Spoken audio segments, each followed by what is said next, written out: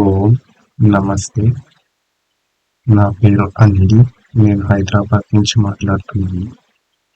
నా ప్రశ్న వచ్చేసి డాక్టర్ వెంకటాచార్యులు గారికి ఈ ప్రశ్న వేస్తున్నాను. సార్, ఇటీవల సుప్రీంకోర్టు ఢిల్లీలో ఉన్న ఒక ఢిల్లీకి సంబంధించిన ఒక యువకుడికి కారుణ్య మరణానికి అనుమతించింది సార్. దీనిని వేదం అంగీకరిస్తుందా లేదా తెలియజేయగలరు సార్? ఓం ఓం నమస్తే. నేను doctor Venkata Chaganti, president, university of applied Vedic sciences. Anil అడిగిన ప్రశ్న విన్నారు కదండి. సుప్రీంకోర్టు మధ్య ఏదో తీర్పు ఇచ్చిందట. సో దానికి సంబంధించి ప్రశ్న అన్నమాట. దానిలో నాకు గుర్తున్నంత మటుకు ఆ వార్తలో విన్నది ఏంటంటే, ఒక అతను అట్లా కోమాలోకి వెళ్ళిపోయి చాలా ఏళ్ళైందో మరి చాలా నెలలైందో తెలియదు. దానికి ఎవరో పిటిషన్ పెడితే అతన్ని ఎథునైజ్ చేయొచ్చని చెప్పారట. అంటే మరణాన్ని ఇవ్వచ్చు అని చెప్పి. సో దానికి సంబంధించి ఈ ప్రశ్న అనమాట. వేదంలో అలా ఏమన్నా ఉందా అని. వేదంలో ఏముందో నేను చూపిస్తానని. ఆ మంత్రాన్ని యజుర్వేదము, మనకి యజుర్వేదంలో 16వ అధ్యాయంలో రుద్రం అంటాం కదా, అందులో ఉందన్నమాట. ఆ మంత్రం చూపిస్తాను. ఇది ఈ యజుర్వేదం 16వ అధ్యాయం 15వ మంత్రము. దేవతేమో రుద్ర, ఋషి కుత్స, ఛంద నిష్ఠుదార్షి జగతి, స్వర నిషాద. ఓం మానో మహాంతముత మానో అర్భకం మాన ఉక్షంతముత మాన ఉక్షితం మానో వదీహి పితరం మోత మాతరం మానః ప్రియాస్తన్వో రుద్రరీరిష. ఈ మంత్రం అర్థం ఏంటంటే, మా యొక్క చిన్నలను కానీ పెద్దలను కానీ ఎవరిని మేము వధించకుందుముగాక అని ఈ మంత్రం అన్నమాట. సో ఎవరి చిన్నల్ని పెద్దల్ని గర్భముని బంధువుల్ని ప్రియమైన వాళ్ళని తర్వాత ఇంకా శరీరములను దేన్ని మేము చంపకుందుము కాక, మేము అలా చంపి నీ శిక్షకి పాత్రులం కాకుండాగాక అని చెప్పి అలా చంపకుండా ఉండాలి. అప్పుడు నీ శిక్షకి పాత్రులం కాము, నువ్వు మమ్మల్ని శిక్షించకు, అలానే వాళ్ళని చంపకుండా ఉండడానికి మమ్మల్ని ప్రేరేపించు అని చెప్పి మంత్రంలో ఉందన్నమాట. సో చిన్నలని పెద్దలని తల్లిని తండ్రిని బంధువుల్ని ప్రియులని, ఎవరైతే మనకి ప్రియమైన స్నేహితులు ఎవరో ఉంటారో వాళ్ళని, గర్భముని, శరీరాలని, ఏ శరీరాలనైనా సరే చంపకుండా ఉండాలి మేము అని చెప్పి ఈ మంత్రం ఉంది. ఇందులో ఎక్కడా కూడా చంపమని చెప్పలేదు. కానీ చంపమని చెప్పే చోట అక్కడ ఖచ్చితంగా హింసకుల్ని చంపమని చెప్పింది. సో ఇక్కడ చెప్పిన వాళ్ళందరూ కూడా ధర్మాత్ములు, అలా అటువంటి వారిని చంపకుండుగాక అని చెప్పి మనం రుద్రుణ్ణి కోరుకుంటాం. సో అధర్ముల్ని చంపమని చెప్పి వేదమే చెప్తుంది. కాబట్టి అది వేరే క్వశ్చన్. ఇప్పుడు మీరు అడిగిన ప్రశ్న ఏంటంటే, ఒక శరీరం అక్కడ ఉండింది, ఆ శరీరంలో ప్రాణం ఉందా? ఉంది. అతను కోమాలో ఉన్నాడు. అలా ఉన్న వ్యక్తి ఎన్నో ఏళ్ల నుంచి ఉండడమో మరి ఎన్నాళ్ళో నాకు తెలియదు. సో దానికి అప్లికేషన్ పెడితే అతని ప్రాణాలు తీసేయచ్చు అన్నట్టుగా సుప్రీంకోర్టు చెప్పింది. తీసేయమంటాం అంటే ఇంకేముంది, ఆ ఎక్విప్మెంట్ అంతా ఆక్సిజన్ అందించడము, తిండి అందించడం అని తీసేస్తే చనిపోతాడు. సో ఇది బ్రెయిన్ డెడ్ అయిపోతుంది, అలానే హార్ట్ డెడ్ అయిపోతుంది, ఇంకా ఏ పని చేయవు అనమాట. ఆల్రెడీ బ్రెయిన్ డెడ్ అనే అనుకుంటున్నాను, ఎందుకంటే కోమాలో ఉన్నాడు అంటున్నారు కాబట్టి. సో పని చేస్తలేదు అని చెప్తున్నారు. మరి అది ఎంతవరకు, అది ఎటువంటి కేసు నాకు తెలియదు. సో మొత్తానికైతే సుప్రీంకోర్టు అలా ఇచ్చింది. మరి తప్ప ఒప్ప అంటే వేదం ప్రకారం అది తప్పండి. వేదం ప్రకారం మనం అలా చేయడానికి వీలు లేదు. ఇది నంబర్ 1. నంబర్ 2, బతికించే ప్రయత్నం చేయాలి. బతికించే ప్రయత్నం చేయడానికి ఆయుర్వేదంలో ఎన్నైతే మనకి ఫెసిలిటీస్ ఉన్నాయో అన్నిటిని యూటిలైజ్ చేసి అతన్ని బతికించాలి. ఇది వాస్తవం. సో ఇవన్నీ కూడా మనం ఒక్కొక్క పాయింట్ని తెలుసుకుంటూ పోవాలి. అయితే మరి దీనిలో ఒక కథ కూడా ఉంది. మీకు ఒక కథ చెప్తాను. ఈ కథ వింతగా ఉంటుంది. మీకు జనక మహారాజు పేరు విన్నారు కదా, ఆ పేరు ఎలా వచ్చిందో చెప్తాను. వారి తండ్రికి పిల్లలు కలగలేదు, పిల్లలు లేరు. ఈ లోపల ఆయన ఏదో యుద్ధంలోనో మరి ఎట్లానో చనిపోయాడు. ఇప్పుడు నెక్స్ట్ హైర్, ఇప్పుడు దానికి రాజ్యాన్ని ఏలడానికి ఎవరు లేరు. అప్పుడు ఋషులు పండితులు కలిసి గొప్ప పని చేశారు. ఆయన శరీరాన్ని చిలికారు. చిలికి అందులోంచి ప్రాణాన్ని కలిగే బిడ్డను బయటికి తీశారు. సో ఇది జరిగిందనమాట. సో ఇది ఆ కథ వృత్తాంతం అంతా నాకు సరి జ్ఞాపకం లేదు, కానీ ఇది వృత్తాంతం ఇట్లా జరిగింది. సో అలా జరగడం మూలంగా పిల్లవాడు పుట్టాడు. జనకుడుకు పుట్టాడు కాబట్టి జనక మహారాజు అయ్యాడు అనమాట. అప్పటి నుంచి జనక అనే పేరు వచ్చిందనమాట. సో ఇది ఒక స్టోరీ. మరి అది చిలకటము, అలా తీయటము, ఆ ప్రాణం నుంచి తీయటం అన్నది మరి అది ఏమి విద్య మరి? అది వేదంలో లేకపోతే అది ఇక్కడ చెప్పరు. పురాణ కథ అయినా సరే అది వేదంలో లేకపోతే చెప్పరు. ఓకే, కథను కల్పించడం ఇంకా సెక్స్ట్రాలే ఉండొచ్చు, కానీ ఈ ప్రాణం ఇట్లా శరీరం నుంచి, మగవాడి శరీరం నుంచి ప్రాణాన్ని బయటికి తీసి బిడ్డని కలగజేయచ్చు అన్నది ఏది చనిపోయిన తర్వాతనో మరి అతను కంప్లీట్గా ఆపస్మారక స్థితికి చేరుకున్న పదం అంటే చనిపోయినట్టే నాకు తెలుసు. సో అతని నుంచి బయటికి తీశారు. మరి అలా పిల్లవాడిని బయటికి తీసి అలా చేయగలిగారు, పుట్టించగలిగారు. మరి ఎలా పుట్టించారు అన్నది టెక్నిక్ ఏంటో మనకు తెలియదు, కానీ సాధ్యం. అది సాధ్యమని వేదం చెప్తుంది. కాబట్టి మనం అర్థం చేసుకోవాల్సింది ఏంటంటే, ఇట్లా చంపకూడదా అంటే చంపకూడదని నా ఉద్దేశం. ఎస్, కానీ గవర్నమెంట్ లా అలా ఉంటే కనుక మనకు అభ్యంతరం లేదు, మనం ఓకేగా ఒప్పుకోవచ్చు. ఎందుకంటే ఒక ప్రజాస్వామ్యం అనేది అందరూ ప్రజలు కలిసి ఎన్నుకున్న నాయకులు, ఆ నాయకులు అక్కడికి వచ్చి లా చేస్తారు, చట్టం చేస్తారు. ఆ చట్టాన్ని మనం ఆచరించి తీరాలి. దానిలో ఇది ఒకటి ఉంది, ఇవ్వచ్చు అని కాబట్టి జడ్జి ఇచ్చాడు. కాబట్టి అలా జరిగింది. సో అలా జరిగినప్పుడు మనం దాన్ని గౌరవించవలసిన బాధ్యత మంది. మరి వేదం ప్రకారం కదా అంటే కరెక్టే, వేదం ప్రకారం తప్పే అది. కానీ ఇప్పుడు ఆ పాపం ఏదన్నా ఉంటే కనుక ఎవరైతే ఆ నిర్ణయాన్ని తీసుకున్నారో వాళ్ళందరికీ అంటుతుంది. అందుకే అన్నారు, రాజుకి ప్రజల యొక్క 7వ వంతు పాపం అంటుతుంది అని. అలానే భార్య చేసే 7వ వంతు పాపం భర్తకు అంటుతుంది. ఇది విశేషం అన్నమాట. సో ఇలా మనకు కొన్ని ఉన్నాయి. సో ఆ విధంగా చూస్తే కనుక మనము చెప్పవలసింది ఏంటంటే, లేదు మనం చంపకూడదు. ఎందుకంటే శరీరాన్ని కూడా అని చెప్పి అక్కడ ఉంది. చిన్నల్ని, పెద్దల్ని, గర్భంలో పిండాన్ని కూడా చంపకూడదు. ఇది రూల్. కానీ మనం చాలామంది ఈ ఈ ఈ సొసైటీలో ఎంతోమంది అబార్షన్ చేయించుకుంటున్నారు. అది తెలిసి చేయించుకుంటున్నారా, తెలియక చేయించుకున్నారంటే లా పర్మిట్ చేస్తోంది, చట్టము దాన్ని ఓకే అంటోంది. అలాంటప్పుడు మనం ఏం చేయలేం. కాబట్టి మనం ఓకే అనాల్సింది. కానీ మన దగ్గరకు వచ్చిందనుకోండి, నేను వేదాన్ని మాత్రమే పాటిస్తాను అనుకునే వాళ్ళు ఆ పని చెయ్యొద్దు. తప్పలేదు, చట్టం ఏమంది మిమ్మల్ని ఏం అనలేదు. ఎందుకంటే మీరు రెస్పెక్ట్ఫుల్గా తీసుకున్నారు position. Plus it's not harming anybody. ఎవరిని మీరు హింసించట్లేదు. నా నిర్ణయం నేను తీసుకున్నాను. మీరు నిర్ణయించుకోవచ్చు, మీరు మీ భార్య కలిసి నిర్ణయించుకోవచ్చు, మనం అబార్షన్ ఎప్పుడు చేయించుకోవద్దు, కావాలంటే పిల్లలు లేకుండా బ్రహ్మచర్యం వహిద్దాము, ఎంతమంది పిల్లల్ని కనాలంటే అంతమందిని కందాము. మనకున్న టెక్నిక్స్ ఉన్నాయి కొన్ని, ఎప్పుడు ఏ టైంలో చేస్తే గర్భం రాదని ఉంది, ఆ సమయంలో చేయొచ్చా చేయకూడదని తెలుసుకొని చేసుకోండి, సరిపోతుంది. అంతేకాని గర్భంలో పిండాన్ని మటుకు చంపకూడదు. ఇది రూల్. అది శరీరాన్ని చంపకూడదు. శరీరాన్ని చంపకూడదని శరీరం అని స్పష్టంగా రాశాడు అంటే ఏంటి? ఇక్కడ చిన్నల్ని, పెద్దల్ని, తల్లిని, తండ్రిని, బంధువుల్ని, ప్రియుల్ని, తర్వాత ఈ యొక్క ఏమంటుంది మన శరీరాల్ని అని అన్నప్పుడు శరీరం అని విడిగా చెప్పడం ఏంటి ఇన్ని చెప్పిన తర్వాత? కాబట్టి దీని అర్థం అది. కాబట్టి చంపకూడదు, ఇది మనం అర్థం చేసుకోవాలి. సో అంతేకాకుండా మనం అలా చేయదలుచుకుంటే చట్టం ఓకే అంటే వాళ్ళు నిర్ణయం తీసుకున్న అన్నప్పుడు మనం దాన్ని ఓకే అని మనం కూడా ముందుకెళ్ళచ్చు.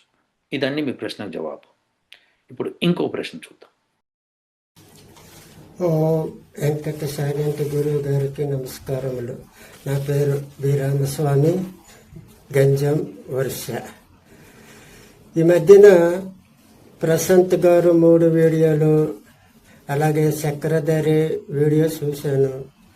నాకు తెలియని విషయాలు చాలా వరకు తెలుసుకున్నాను. కానీ నాకు మాత్రం ఇలాంటి అనుకూలం లేక 3 ఆడపిల్లలని, 1 కొడుకుని కన్నాను. అయినా సరే నా పిల్లలకి ఎక్కువ చదివించలేకపోయినా మంచి బుద్ధులు నేర్పించి అందరికీ పెళ్ళిళ్ళు కూడా చేసినాను. వారందరి సంతానాన్ని కూడా చూసేశాను. ఎవరి మీద ఆధారపడకుండా వారందరికీ పనులు నేర్పించి వారు బతుకులు బాగానే బతుకుతున్నారు. వారందరి కోసము నేను ఎన్నో త్యాగాలు చేసి చాలా కష్టపడ్డాను.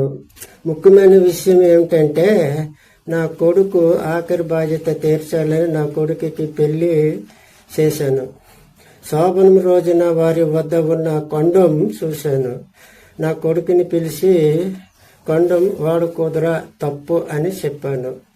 ఎందుకంటే మా ఊర్లో చాలా మంది యువకులు పెళ్లిళ్ళు చేసుకుని సంతానాన్ని తొందరగా వద్దు అనుకుని ఏవేవో మందులు వాడి ఆఖరికి సంతానాన్ని కనలేక ఇంజెక్షన్ ద్వారా సంతానం కంటున్నారు. ఈ విషయమే నా కొడుకుకి చెప్పాను.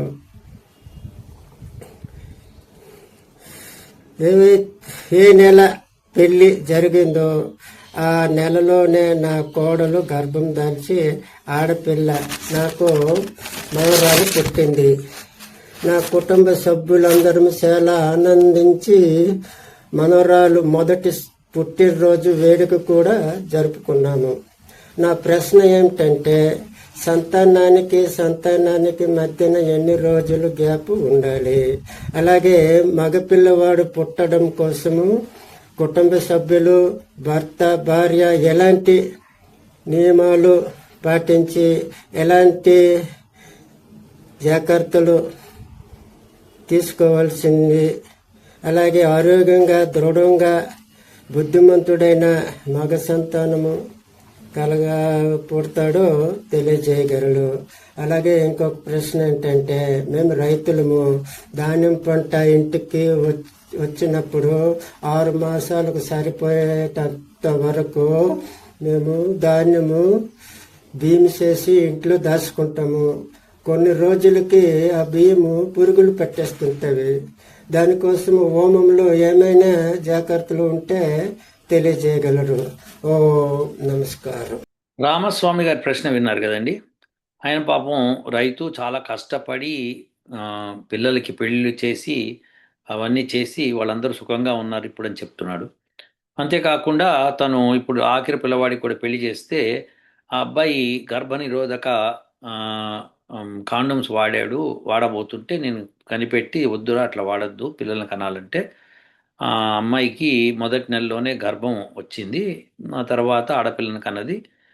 మగపిల్లవాడిని కనాలంటే ఏం చేయాలి, ఆరోగ్యంగా ఉండాలంటే ఏం చేయాలి, తర్వాత ఏ మందులు వాడాలి ఏమిటి అని అన్నట్టుగా ప్రశ్న. అలానే ధాన్యం నిల్వ ఉంచుకుంటే పురుగు పట్టేస్తోంది, దాన్ని ఎట్లా నిల్వ ఉంచాలి, ఈ ప్రశ్నలతో ఆయన ముందుకు వచ్చారు. రామస్వామి గారు మంచిగా ఉపోద్ఘాతం మొదట 2 విషయాలు ఇచ్చి ఆ తర్వాత ప్రశ్నలు మొదలుపెట్టారు. చాలా సంతోషం రామస్వామి గారు, మీరు పేదవాళ్ళు అయ్యుండి కూడా, కష్టజీవి అయ్యుండి కూడా మీ సంతానం అందరికీ పెళ్ళిళ్ళు చేసి వాళ్ళని గౌరవంగా బతికే స్టేట్కి తీసుకొచ్చి వాళ్ళందరి చేత కూడా హోమం అది చేయిస్తున్నారు. మీరు ఒక వీడియో కూడా పెట్టారు, చాలా సంతోషము. అలానే మీరు అన్ని వేదం ప్రకారం చేయాలనుకుంటున్నారు, చాలా సంతోషం అండి. ఖచ్చితంగా నాకు తెలిసిన ఇన్ఫర్మేషన్ మీకు చెప్తాను. మనం ఆయుర్వేదిక్ డాక్టర్లు కొంతమంది చెప్తూ ఉంటారు, అట్లానే వేదజ్ఞులు కొంతమంది చెప్తారు. ఎలా అంటే ఇప్పుడు స్త్రీ రజస్వల అయిన తర్వాత, అంటే పెద్ద మనిషి అయిన తర్వాత పెళ్లి చేసిన తర్వాత మళ్ళీ నెలసరి వస్తుంది కదా. నెలసరి వచ్చిన దగ్గర నుంచి 5 రోజుల దాకా ఏమీ చేయకూడదు, ఒకటి నంబర్ 1. తర్వాత నుంచి వచ్చే 18 రోజులు తప్పకుండా గర్భానికి మంచి రోజులు అవి. కాకపోతే దానిలో మొదటి 4 రోజులు త్యాజ్యం, సో ఆ 18లోంచి ఒక 4 రోజులు పోతే 12 రోజులు మిగులుతాయి. 14 రోజులు మిగులుతాయి. సో దానిలో కూడా ఏకాదశి, త్రయోదశి వదిలేసేయాలి. వదిలేసేస్తే ఇంకా మిగిలినవి కొన్ని రోజులే ఉంటాయి. ఆ రోజుల్లో కనుక భార్యాభర్తలు కలయడం మూలంగా సంతానము చాలా బలంగాను ఆరోగ్యంగాను పుడతారు. అది కూడా సంతానం కావాలనుకునే భార్యాభర్తలు ఇద్దరు కూడా రాత్రిపూట, రాత్రి భారతదేశం టైం ప్రకారము అరౌండ్ 10 గంటలకి ఆ సమయంలో కలవటం మంచిది. కలిసిన తర్వాత శుభ్రంగా గోరువెచ్చని నీళ్ళతో స్నానం చేసి పాలు తాగి, పాలలో ఔషధం వేసుకొని, మంచి ఔషధం వేసుకొని తాగి పడుకోవాలి. అది కూడా విడివిడిగా పడుకోవాలని చెప్పి మహర్షి దయానంద సరస్వతి తన సత్యార్థ ప్రకాశంలో రాశారు. సో దాని మూలంగా బలమైన సంతానం పుడతారు. సో ఈ యొక్క 18వ రోజు తర్వాత ఎట్టి పరిస్థితుల్లోనూ కలవకూడదు భార్యాభర్తలు అని చెప్పి స్పష్టత ఇచ్చారు ఆయన. సో దీని ప్రకారము అలా నడుచుకుంటూ ఒకవేళ గర్భం దాల్చకపోతే మళ్ళీ నెక్స్ట్ నెల కూడా ఇలానే ప్రయత్నం చేయమని చెప్పి ఆయన చెప్పారు. తద్వారా మంచి కొడుకు పుడతాడు, మంచి కూతురు పుడుతుంది. ఎవరైతే సంతానం వాళ్ళు బ్రహ్మాండమైన ఆరోగ్యకరమైన సంతానం పుడతారు ఒకటి.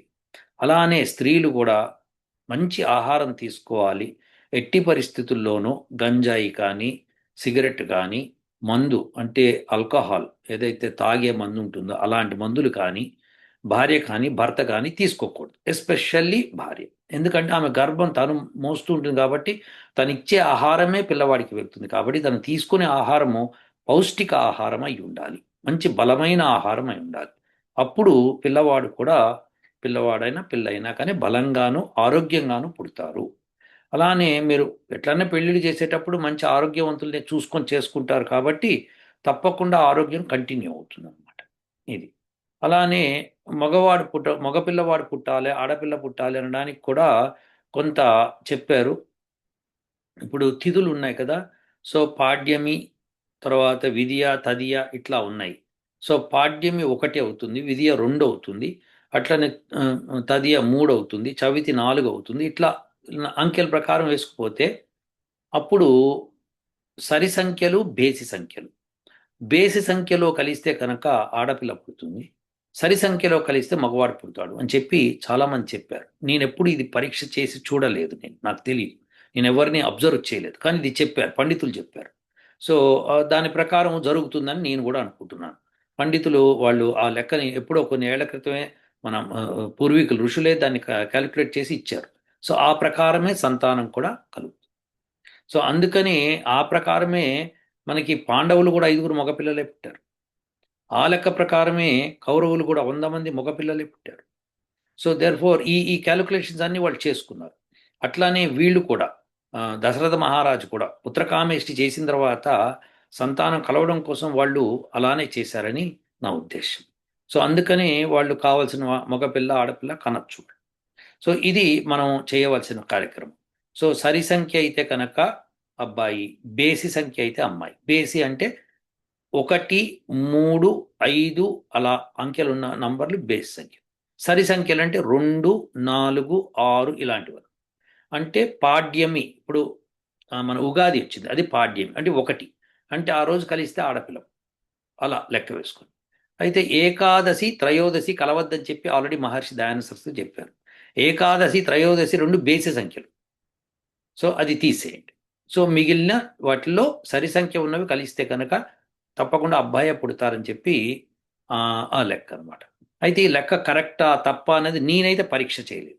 కాకపోతే అది నిజమని నేను నమ్ముతున్నా. ఎందుకంటే మన ఋషుల పరంపర నుంచి వచ్చింది కాబట్టి అది. సో ఇదండి రామస్వామి గారు.